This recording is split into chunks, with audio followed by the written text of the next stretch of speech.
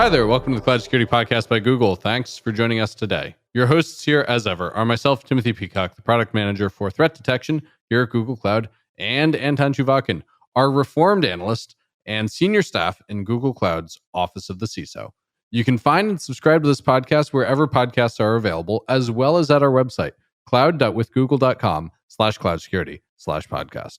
If you enjoy our content and want it delivered to you piping hot every Monday, please do hit that subscribe button. You can follow the show and argue with your hosts on Twitter as well, twitter.com/cloudsecpodcast.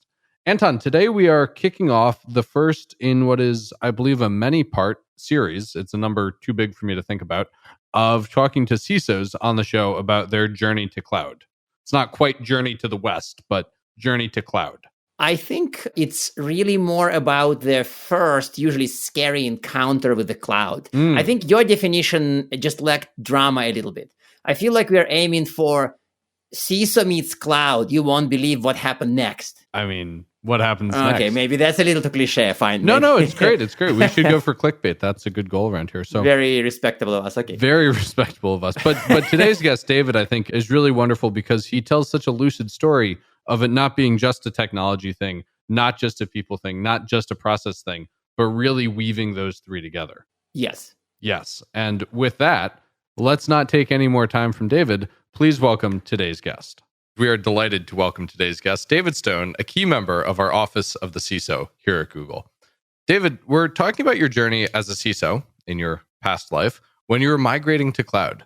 Could you give us the 30-second overview of, let's start with what triggered your org's migration to cloud? I imagine one day, like, your CIO was struck by a lightning bolt that said, you must migrate to cloud. Is that how it went? That's what I always picture anyway.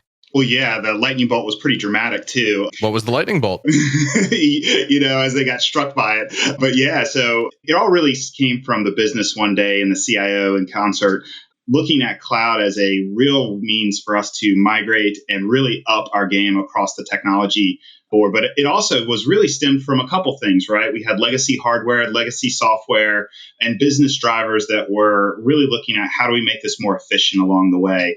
So as we were looking at that solution set, we looked at the cloud as a real means to really accomplish our business goals across the board and really drive transformation for our organization into the next level. So when I hear this, I'm always curious, was security team brought in at step 1, step 2, or step 37?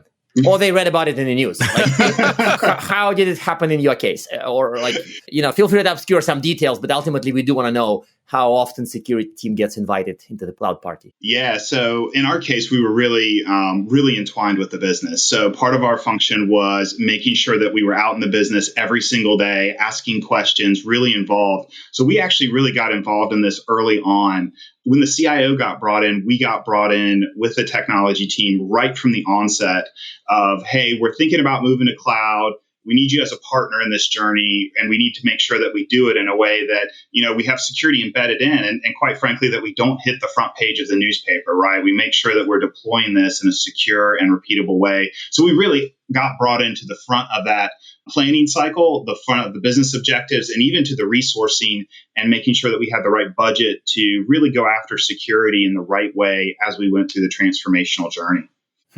So any more insights on the planning? Because I think that I get the broad picture, and I think I'm happy to hear that your case was security team not reading it in the newspaper on CNN, but like being involved in planning. But like, how was this planning roughly ongoing? Like, what did you do? What did they do? Sorry if it's a vague question. We're kind of testing this, but I'm kind of curious. How was this planning organized? Yeah, so that's a great question. So one of the things with our organization, we were immature in the cloud when we were looking at this, right? So we really thought about... Most people are. Yeah, most people are. I mean, honestly, as I'm more in the office of the CISO, I see a lot of people coming from the same places with limited understanding of the cloud and kind of the journey and the things there. So we brought in actually a partner to help us out with the planning and the journey of this to originally, how do we frame this? How do we look at this? Along with our internal project management staff and everything else, we have a big enterprise project management resources that we brought in that do their typical things along that. But it also required us collaborating with a partner in this aspect, collaborating with our internal security teams, and collaborating with the business on what is the objective, right? What are we trying to achieve here? In our case, we were looking at kind of a wholesale data center exit from one of our business units. So we had to look at the various angles of that and how did we want to migrate, reduce our technical debt, reduce our cyber debt, and really make this hopefully a frictionless environment for all those people that were going to be using it in the future in terms of how do we get security cooked into this and be kind of in the background, if you will, as much as possible while still innovating and driving the business goals that we really wanted to achieve. Okay, so there's 3 parts I want to pick at there. One, what did the collab look like? How did you make the collab technically and tactically successful? Yeah, so number one thing is collaboration. Over communicate, over communicate, over communicate. What you think your assumptions are not the assumptions probably at the end of the day, right? So we really had to bring in like the key stakeholders from the business and really dive deep into it, right? Sometimes they had a limited understanding of technology. Sometimes they had a limited understanding of security and vice versa. Sometimes we had a limited understanding of what the business was, right? What they were trying to achieve at the end of the day. You're telling me security didn't understand the business? No way. I know. Put on your shocked face. Yeah. Shocked Pikachu. Okay, so the collab is like question your assumptions, over communicate, stay in sync. I want to pick at also the story about reducing debt. A lot of the time, Anton and I speculate, when people come to the cloud, do they think about opportunities to get rid of X, Y, and Z? Was that what you were doing there? Were you thinking, how can I stop doing this thing? Or were you just like, how do we get there?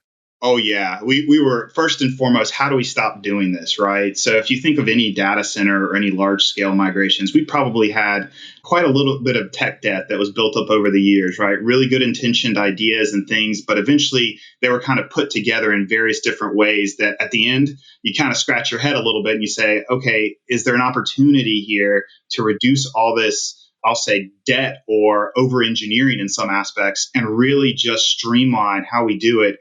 But you really got to start in that journey. And it'll go to kind of my second point is from a security team, we really wanted to hit 2 security objectives.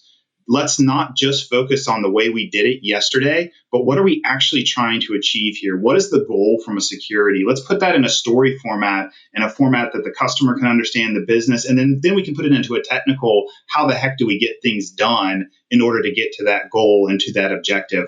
But really looking at it from that perspective. And I think the third key point is organizationally, it requires you to think through how you're organized. Like most security teams, if I look at them, they've been organized over the course of many years to kind of align to security frameworks, right? I've got my GRC team. I've got the security architecture team. I've got the vulnerability team. I've got data protection. I've got security operations. I've got all these teams that have built up their domain knowledge, but sometimes they don't work together, especially in large organizations, to all get to that same objective. And it really requires you bringing all those people internal to security together, educating them on what the cloud is, what our objectives are, and then how do we get there together as a team, and really pulling those folks in at the onset of that to get to those security objectives. And it really plays into that resourcing and how do we actually plan the work? Because if you don't have that up front, you can't build in the time and the capabilities necessary to get there and really understand how do we need to get to the business to that objective, and knowing that we may not look organizationally like we do today tomorrow, right? Mm-hmm. But that's okay, because we're going to have more time and energy to go hunt bad guys and do really interesting security work if we eliminate some of this technical debt and cyber debt that we built up over the years. This reminds me of an awesome tweet I saw the other day. It was 2 panels. The first panel was, who wants to see the org change? And everybody had their hand up.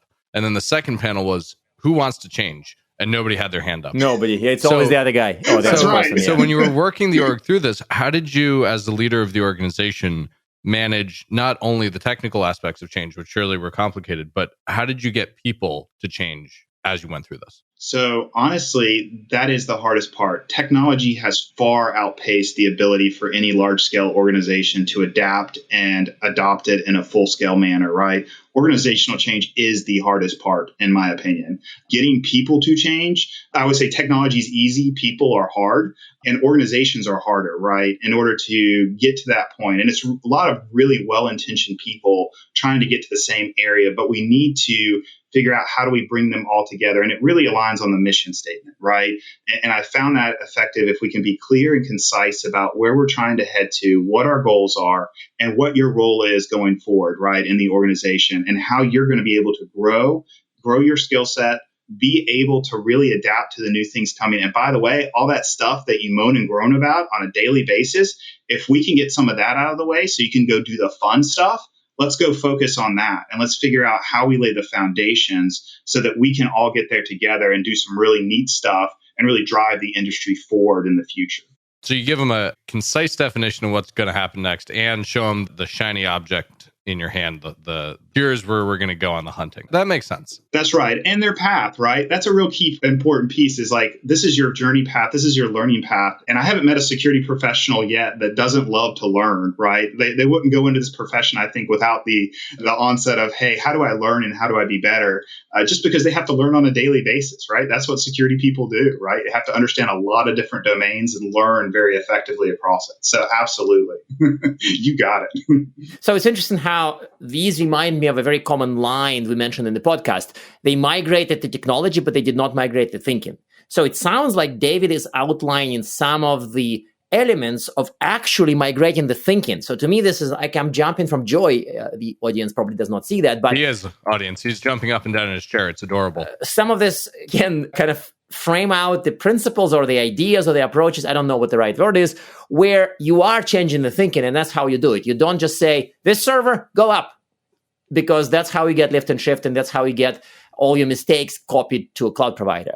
But I think this whole planning upfront thing and a few other items, what do you want to achieve versus what do you want to copy, are some of the elements. And I think I love it. It's probably going to be useful guidance to our clients. Absolutely. And that doesn't go without challenges, right? There are some pieces of the organization, like you said, that are going to pull their hand down of who wants to change, right? And you've got to address that. And really, those are the folks that you got to spend a lot of time with, right? To understand, what's the benefit to them, what's really going to come out of this, and how they can really play a future role in really shaping this and making it beneficial for them. But like I mentioned before, organizational change is hard. And I wish there was a one size fits all, but there's not, right? Each organization is a little bit different in their dynamics, whether they're highly regulated or not, whether they have to adhere to certain things, fantastic. But it's really about the security objectives for the security team. So focusing people back on that, saying we've been here, we've done that, we can change again, right? Let's do this better. Yeah. So we asked about the hardest part, rather you mentioned the hardest part, but what about anything that was like the most surprising? And of course, as security professionals, our minds perhaps right away go to bad surprises, but maybe there were good surprises. So what was the most surprising part of the migration for security? I think the most surprising part for me as a security leader was trying to help the business truly understand the value of security embedded in the ability to really influence and make it a differentiator within our product sets. And then vice versa, the security team understanding the business side of it in the context that they were coming from in order to really integrate our security to be frictionless. I think it surprised me how much effort. And as much as I like to say that we were trying our best to be there, we weren't there yet. And it was obvious through the discussions and the communication that, hey, we still had miles to go between the two in order to get everybody on the same page on basic definitions. And then let's move over to the cloud definition of how do we do it in the cloud, right? So it was amazing to me, and even though we had put a lot of time and effort into that, and I think it really goes to the education and the opportunity to collaborate, that you can never overdo those things, right? Because you will always touch a new piece of the business or a new stakeholder that you maybe haven't had the opportunity to introduce to in the concepts and get them on board with, why is this thing important? Why is security so important to me? Why do I care? And how will this help me make money at the end of the day from a business perspective? It was really surprising to me as much time, effort that we put into security training, awareness, and all the right things, that those conversations kept reoccurring across it. And it was good conversation because I think it made us stronger as a team going forward within it. But, out of that too, there were some hard moments within that and lessons learned, right? Obviously, when you lay down cultures in new organizations, those are hard things to foster and bring up. And it's really hard in getting people out of like somewhat of a racy mindset to, no, how are we really going to operate this thing on day two? Like, okay, I've got an access request that comes in from an end user, a developer, a business user. How are we going to service this to make sure that it's adequate, it doesn't jeopardize anything within production, and that we can maintain this on day two operations? Getting people wrapped around solid concepts and how we're actually going to do this was, I think, one of the surprising things to me of how much time and effort we had to put into how we operate the dang thing at the end of the day, or how we operate the environment, right?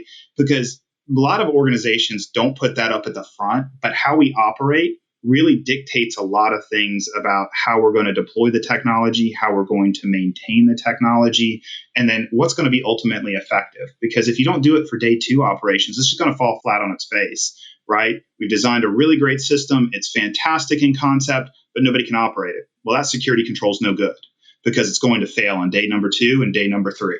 So how do we really make sure that everyone's on board with what their day-to-day responsibility and how we're going to make it better for them?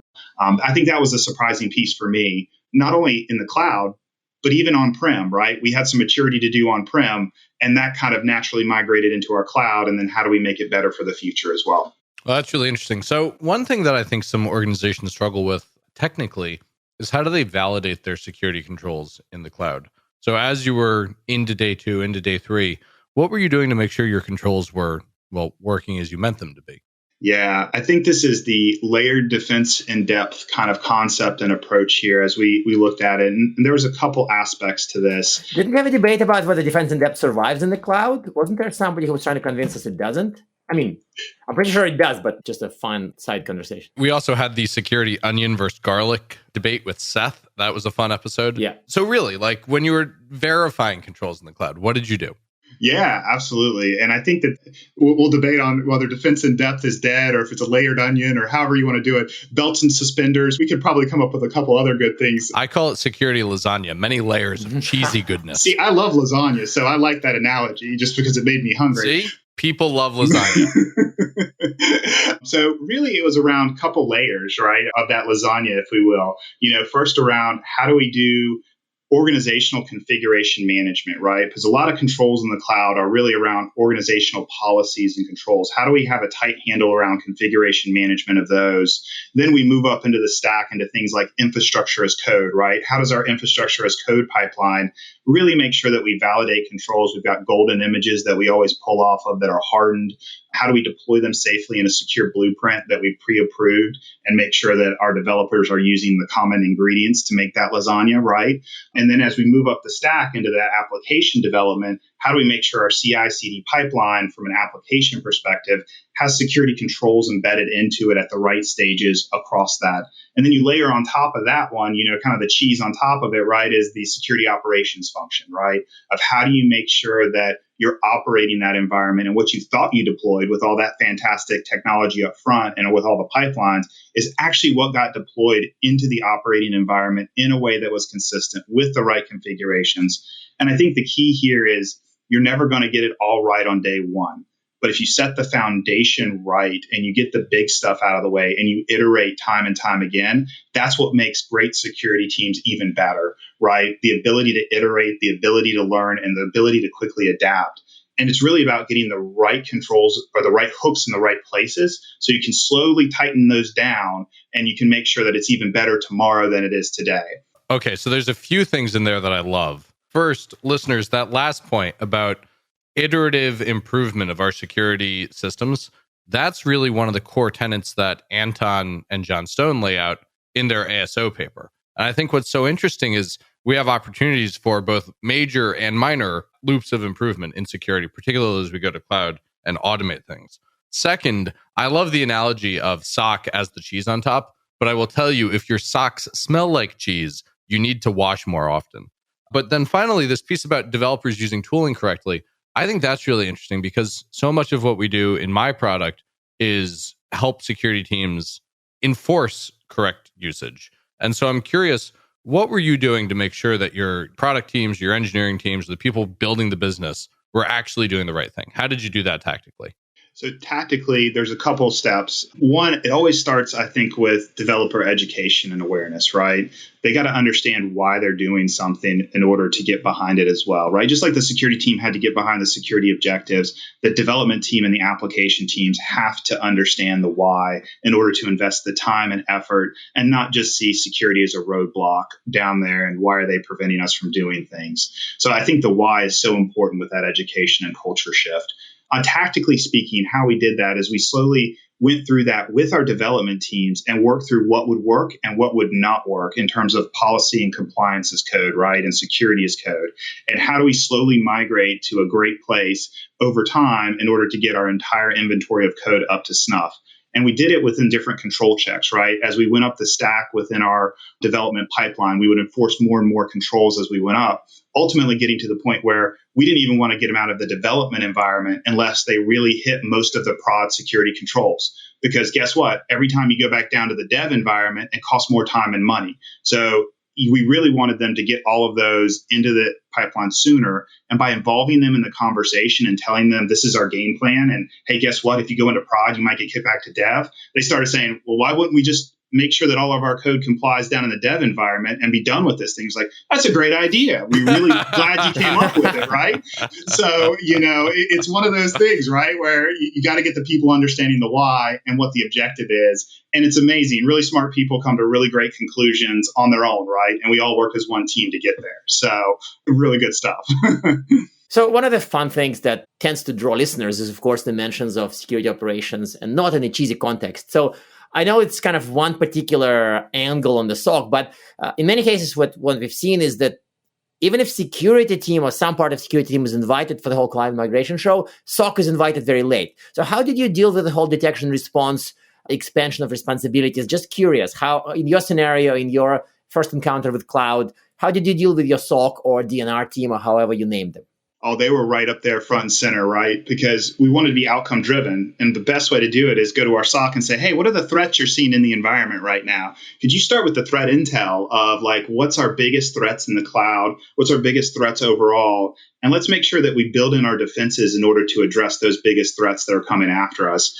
Having them involved early was so crucial. It was just mind-blowingly crucial because they're aspects of, okay, I need to log out of these particular scenarios, these particular areas in order to address the overall threat use case, give me visibility to it, and then be able to detect and then respond to something when it does happen or if it does happen, right? Probably more a matter when. And how do we respond from a forensic standpoint in order to be stood up and be ready to rock and roll so that we're not losing valuable times on configuration of IR, right? So let me pick at something there. You mentioned threat use cases. Yeah. Did you come up with a new threat model for cloud?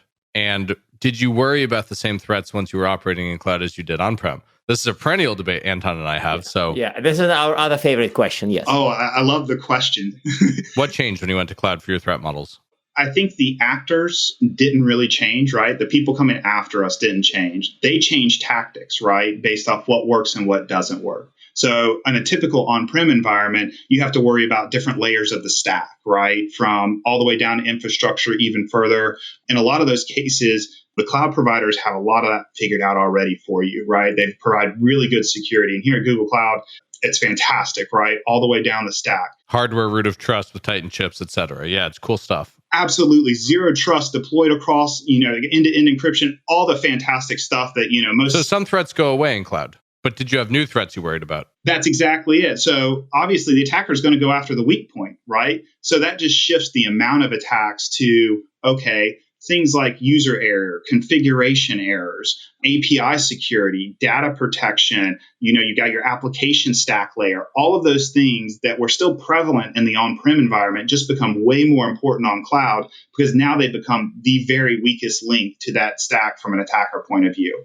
And they're always going to go after the people and the process piece of that because they know that that is the weakest link in our technology stack. So as we shifted there, we really looked at, okay, we want to make sure we protect our data, for and foremost. We know that configuration management is an issue for most organizations, right? Getting that right. So let's figure that piece out. And then let's figure out access. Let's figure out how do we lock down access to the furthest degree possible and keep tightening those screws as much as we humanly can with things like the concept of zero trust, right? But that's a long journey to get there. So how do we do practical things and incremental steps to get us to a zero trust model? And then how do we then take a look at that and then figure out internally how do we monitor and get full visibility into the environment. And then we can start focusing in on the more threats down that model as you progressively get deeper and deeper into the stack. And like I mentioned before, you can't get it all in one swipe. The important piece is to make sure you have the controls and the hooks in place that you can slowly tighten that over time without a major amount of effort, right? It's slow, incremental changes that you can easily back out so that you can make sure that you're balancing business, operations, and security all within that cycle. Perfect. That's actually useful. I think we have a whole bunch of other tactical questions, but in the interest of time, we'll just ask one strategic question. And it's a trick question. No. Is moving to cloud a net risk reduction? And of course, if David says no, I would say Phil Venables thinks yes. So just be real careful answering, but can moving to cloud be a net risk reduction? Anton, it's really not nice to set people up to disagree with their boss. Whatevs. We're having fun. Is moving to cloud a net risk reduction? Yes, it should be. And the reason why I say that is that, configured with the right blueprints, with the right thoughtfulness, with all of those things, it absolutely is a huge risk reduction. Where we see, I think, people getting into trouble is not having the forethought, jumping straight into the technology and deploying things in a wild, wild west scenario with no controls and no governance around, right? And again, the attackers go to the big open area that says open sign, come hack me here, right? So if you leave all that open for them, obviously they're going to waltz in the front door. But for most organizations that we see take a thoughtful approach from an organization, operations, and a technology approach, it's a huge risk reduction because now you've eliminated a lot of the vendor in the middle risk. You've increased your access posture from a zero trust model. And now you're really focusing in on that top level of threat of, okay, now how do I secure my applications and really get that bar raised across the entire spectrum? So it reduces the attack surface for an attacker to come after you. And it raises the bar and your focus on those other areas where you can make huge improvements by focusing your energy and efforts. So absolutely across the board. And then I'd be really bad if I didn't mention visibility, like having the ability to see things that you never were able to see in your on-premise environment and have the ability to look at those and really bring up your capabilities as well as your visibility is a huge benefit. And I think not a whole lot of people recognize it. That doesn't just go for security. It goes for like, hey, resource management, funding. I can now see how much this thing really cost me. And let's do cost optimization from a FinOps perspective, from a security perspective, and really look at our controls and how effective they are versus how much they cost us. It's a fantastic visibility mind shift, not only on the technology side, but from an organizational perspective. Oh, that's an awesome answer. So we're now at time. And if you've listened to the show, David, which I think you have, you know what's coming next. First, do you have recommended reading? And second, do you have one tip for helping other CISOs go to the cloud? Oh, recommended reading. There's been so much really good stuff on this. I'm not sure I can top any of it. I would say that I think one of my kind of favorite mindset books is definitely the SRE book from Google, right? Of just how do you stay there? How do you learn? And how do you adapt over time, right? I think you have to put a GSU in the swear jar for recommending that one. That's right. I'll take some of that as well. I think that's it. And I'd say one big tip is really at the end of the day, you want to make sure that the security foundations are in place, but you're also adaptable to where the business needs to go, and you recognize and you're able to adapt that approach so that it works for everybody. Because just like, that configuration management where if you can't operate it on day 2, it's no good. The same is true of the business. If the business can't operate with the security controls you put in place, it's time to rethink, right? What gets both of you to the security objective you want to achieve at the right pace? So get the foundations right, but don't set them in stone. I think that's a great answer. David Stone, thank you so much for joining us today. Thank you. And now we are at time. Thank you very much for listening and, of course, for subscribing. You can find this podcast at Google Podcasts, Apple Podcasts, Spotify, or wherever else you get your podcasts. Also, you can find us at our website, cloud.withgoogle.com/cloudsecurity/podcast. Please subscribe so that you don't miss episodes. You can follow us on Twitter, twitter.com/cloudsecpodcast. Your hosts are also on Twitter at Anton_Chuvakin and _Team Pico. Tweet at us, email us, argue with us, and if you like or hate what we hear, we can invite you to the next episode. See you on the next Cloud Security Podcast episode.